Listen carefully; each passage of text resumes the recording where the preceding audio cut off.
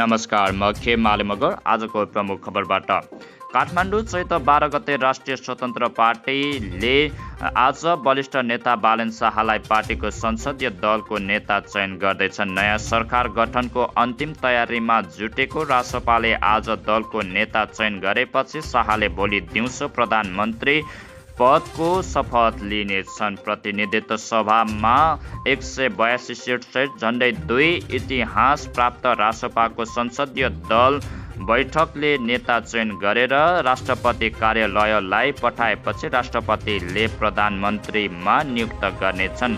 रासपाले भोलि प्रधानमन्त्रीसँगै अन्य मन्त्रीहरूको पनि शपथ गराउने गरी ग्रहण कार्य गरेको छ। काठमाडौँ नेपाल आयल निगमले पेट्रोलियम पदार्थको मूल्य फेरि बढाएको छ। निगमले बुधबार प्रेस विज्ञप्ति जारी गर्दै पेट्रोल, डिजेल र मट्टीतेलमा सामान्य 15 रुपैयाँ बढाएको जानकारी दिएको हो। समाचार सुन्दै गर्नुहोला। म आजको यो छोटो रिपोर्टबाट बिदा हुन्छु। सबैलाई नमस्कार।